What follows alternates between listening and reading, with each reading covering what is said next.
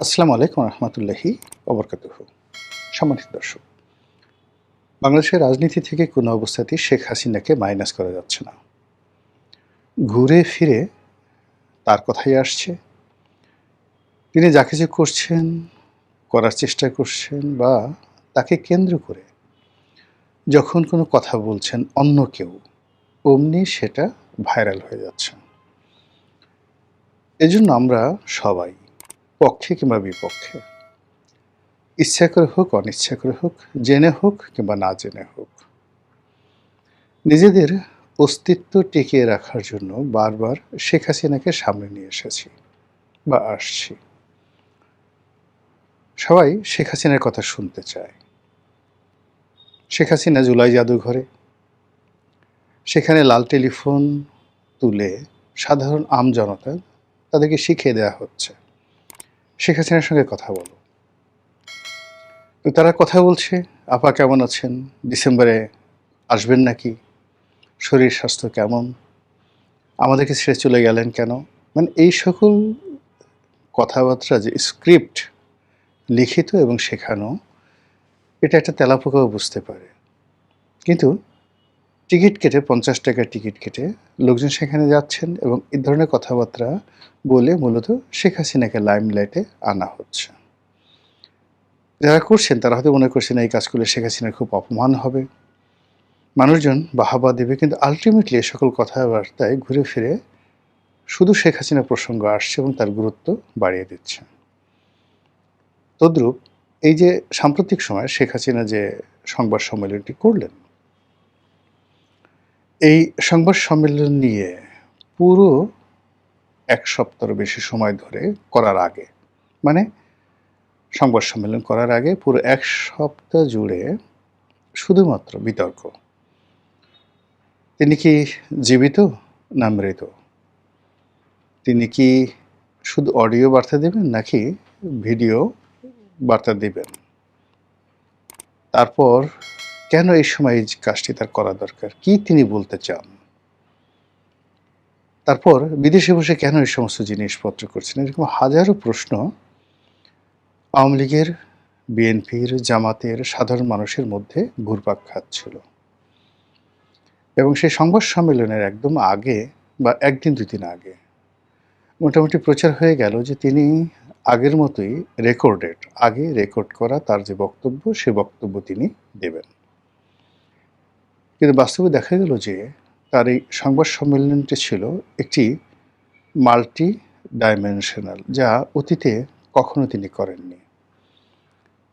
তার একটি ভাষণ ছিল, সম্ভবত সেটি রেকর্ডেডও হতে পারে, সরাসরি হতে পারে, কিংবা ধরুন সেটি লিখিত হতে পারে। তার একটা ভাষণ ছিল।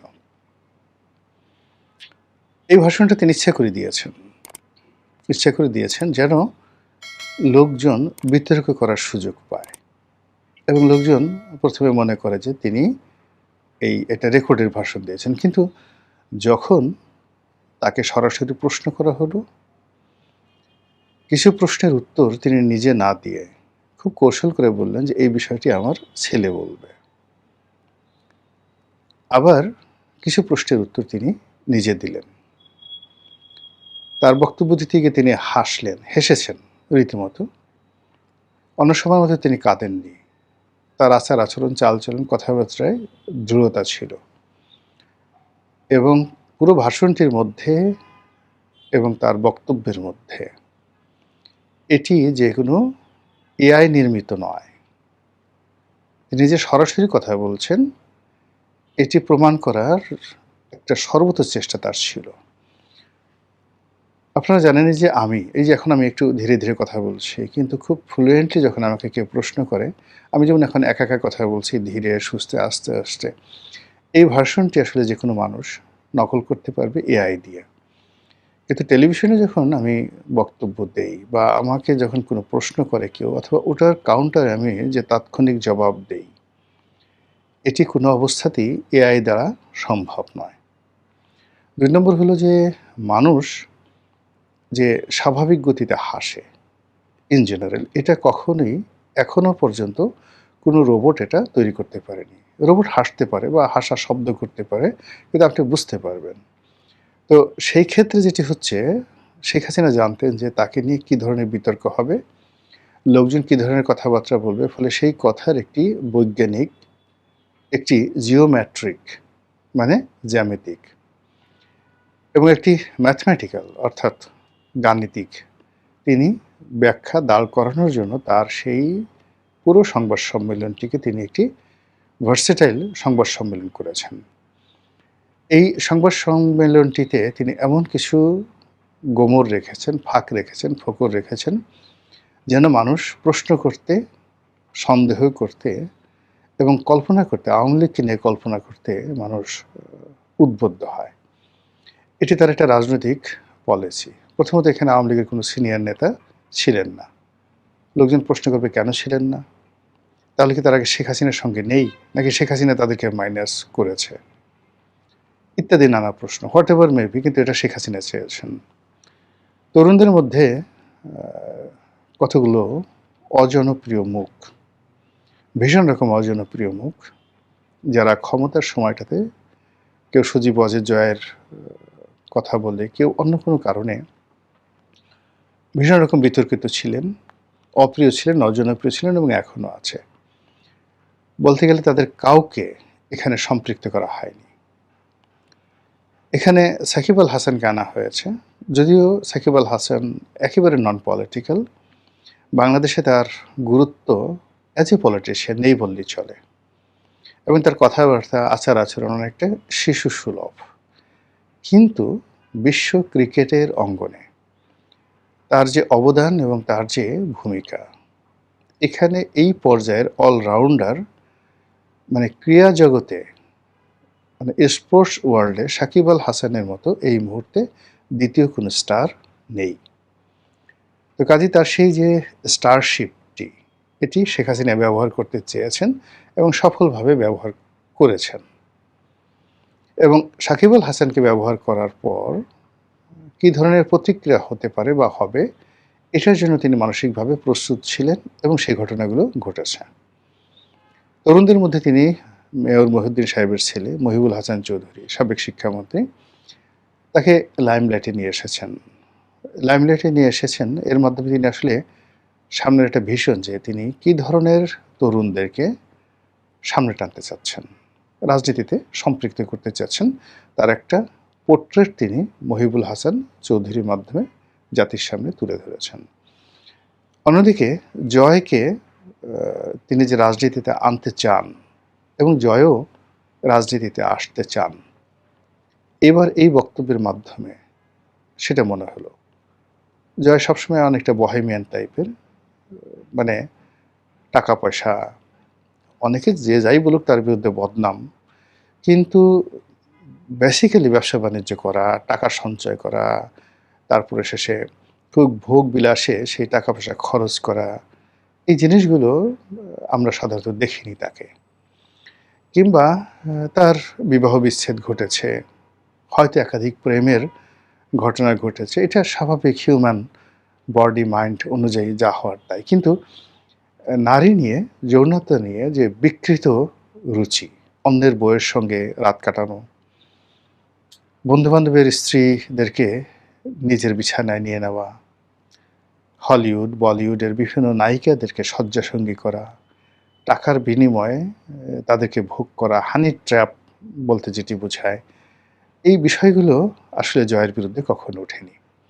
বাংলাদেশের একটা নায়িকাকে কেন্দ্র করে পুতুলের হাজব্যান্ডকে নিয়ে নানা রকম বদনাম, মাশরুরকে নিয়ে আর বাংলাদেশের একজন কথিত সুন্দরী নায়িকাকে নিয়ে নানা রকম স্ক্যান্ডাল রয়েছে। তো এই স্ক্যান্ডালটি জয় সম্পর্কিত হতে পারত, তাকে নিয়েও তো বলা হতে পারতো যে সে প্রিয়াঙ্কা চোপড়ার সাথে এই কাজ করেছে, তারপর সেই রশ্মিকা মান্দানার সাথে এই কাজ করেছে, এগুলো তো বলতে পারতো, কিন্তু এই জিনিসগুলো আসলে আসেনি। সে তার মতো আছে, তার মতো চলছে এবং সে রাজনীতি নিয়ে কখনোই আগ্রহ দেখায়নি। কিন্তু এবারের এই সম্মেলনটির মাধ্যমে মোটামুটি যেভাবে তাকে উপস্থাপন করা হয়েছে, ইট মিনস সজীব ওয়াজেদ জয় রাজনীতিতে আসছেন এবং ওয়াজেদ মানে সজীব ওয়াজেদ জয় তিনি নিজেও আসতে চাচ্ছেন। এই হলো মোটামুটি ফ্যাক্ট। এখন এই ফ্যাক্ট নিয়ে বাংলাদেশে ভীষণ রকম আলোচনা হচ্ছে। প্রথম আলোচনাটা হলো যে এই অনুষ্ঠানটি সাজানো, যাদেরকে আনা হয়েছে, ভাড়া করে আনা হয়েছে, অনুগত বাংলাদেশের শেখ হাসিনা যেভাবে একটি অনুগত সাংবাদিক শ্রেণী তৈরি করে ফেলেছিলেন, ওরকম একটা সাংবাদিক শ্রেণী তিনি সেখানে তৈরি করে ফেলেছেন। বিশ্ব গণমাধ্যম থেকে ভাড়া করা সাংবাদিকদের এনে তিনি এই কাজগুলো করেছেন। এই কথাগুলো একদল বলছে। আরেক দল বলছে শেখ হাসিনা আসলে মারা গেছেন, তার কোনো অস্তিত্ব নেই এবং বাংলাদেশে শেখ হাসিনার অনেক আত্মীয় স্বজন এখন মানে শেখ হাসিনার জামানাতে তারা ভালো ভালো পদে ছিলেন, একটু দূরের আত্মীয়, কিন্তু শেখ হাসিনা তাদেরকে নিয়োগ দিয়েছিলেন। তো সেই মানুষগুলো ক্রোধের বশে হোক কিংবা পিঠ বাঁচানোর জন্য হোক, কিংবা ওই মানুষগুলো খুব অল্প সময় তারা পেয়েছিল, অল্প সময়ের মধ্যেই যত রকম ২ নম্বরই কাজ আছে সব ২ নম্বরই কাজগুলো তারা করেছে। নদী দখল, খাল দখল, তারপরে ভূমি দখল থেকে শুরু করে সরকারি জমি নিজের নামে লিখে নেওয়া, এই কাজগুলো তারা করেছেন এবং এই কাজগুলো করার জন্য রীতিমতো কোম্পানি গঠন করে ফেলেছিলেন। তো এরকম অনেকগুলো মানুষ আছেন যারা এখন নিজেরাই বলার চেষ্টা করছেন যে শেখ হাসিনা মূলত মরে গেছে, ২ মাস আগে মরে গেছে, কোথায় দাফন কাফন করা হচ্ছে বা হয়েছে এগুলো বলে দেওয়া হয়েছে এবং কয়জন লোক সেখানে ছিল ইত্যাদি ইত্যাদি। ভাগ্য ভালো এখন পর্যন্ত তারা কেউ বলেনি যে তাকে হিন্দু রীতিতে চিতায় নেওয়া হয়েছে এবং তাকে জ্বালিয়ে পুড়িয়ে তার যে দেহ এটা ভস্ম করে দেওয়া হয়েছে, এই কথাটা এখনো পর্যন্ত কেউ বলেনি। তো এরকম একটা গ্রুপ রয়েছে। তারপরে তার ভয়েস, সে যে কথাগুলো বলেছে এটা এআই নির্মিত। এরপরে আবার তিনি কেন মুখ দেখালেন না, এজন্য তার একটা ছবি ভীষণ রকম মানে ভারতের যে রাষ্ট্রপতি আছে সেই যে দলিত সম্প্রদায় থেকে তার ছবির অনুকরণে কালো কুচকুচে বয়স্ক একজন মহিলা, সমস্ত মুখের চামড়াগুলো একেবারে কুচকে গেছে। তো এরকম শেখ হাসিনার একটা ছবি তৈরি করে এআই দিয়ে তৈরি করে বলা হচ্ছে যে এই চেহারাটা তার আসলে এইভাবে নষ্ট হয়ে গেছে, এই চেহারা তিনি আসলে দেখাতে চাচ্ছেন না। ভীষণ রকম যেটা মেকআপ দিয়েও মানে এতটা খারাপ অবস্থা হয়ে গেছে, মেকআপ দিয়েও এই চেহারাটা ভালো করা যাচ্ছে না। এই কারণে শেখ হাসিনা জনসম্মুখে আসেননি। এখন ঘটনা যাই হোক না কেন, আমরা এই যে আলোচনা করছি, আমরা কথা বলছি, আমাদের এই কথার কারণে সরকার উত্তেজিত হচ্ছে, অস্থির হচ্ছে, বিভিন্ন জায়গাতে রেড অ্যালার্ট জারি হচ্ছে, বিভিন্ন জায়গাতে সতর্কতা গ্রহণ করা হচ্ছে এবং এই শেখ হাসিনার বক্তব্যের প্রেক্ষিতে বাংলাদেশে মহিবুল হাসানের চৌধুরীর বাড়িতে আগুন লাগছে, সাকিব আল হাসানের বাড়িতে আগুন লাগানো হচ্ছে, আবার সেই আগুনের খবর সারা দুনিয়ার মিডিয়াতে চলে আসছে। বাংলাদেশ সরকার খুব রাগ করেছে ভারতের উপর, কেন ভারত এই শেখ হাসিনাকে দিয়ে এই ধরনের কর্মকাণ্ড করাচ্ছে। স্বরাষ্ট্রমন্ত্রী নিজে একবার বলছেন কোথায় শেখ হাসিনা, শেখ হাসিনার নামে কেউ আসে নাকি, শেখ হাসিনার কেউ আসে তার ছবিকে দেখা গেছে, ইট মিনস তিনি তো জীবিত নন বা এটা এআই নির্মিত, আপনারা এটা নিয়ে বাড়াবাড়ি করছেন কেন। ভালো কথা, এই কথা যেভাবে মাননীয় স্বরাষ্ট্রমন্ত্রী বলছেন, একই সময় আবার তার পররাষ্ট্র মন্ত্রণালয় মানে স্বরাষ্ট্রমন্ত্রীর পররাষ্ট্র মন্ত্রণালয় সরকারকে, ভারত সরকারকে সেই সতর্কতা মানে যাকে বলা হয় চিঠি তাকে দেওয়া হলো, নিজেদের ক্রোধের কথা বলা হলো, ক্ষোভের কথা বলা হলো এবং যা মুখে আসে সেইভাবে তারা বলল, বলে আবার সেটা ফেসবুকে দেওয়া হলো এবং সেই চিঠি আরও শানিত করার জন্য, আরও তাপিত করার জন্য ৯ বার নাকি সেই চিঠি সংশোধন করা হয়েছে। তো এই যা কিছু করা হচ্ছে সবই আসলে শেখ হাসিনার কল্যাণে, বদৌতে কিংবা তাকে উপলক্ষ করে। এখন সেই উপলক্ষ আগামীতে কীভাবে চলে, কতদিন চলে সেটি দেখার বিষয়।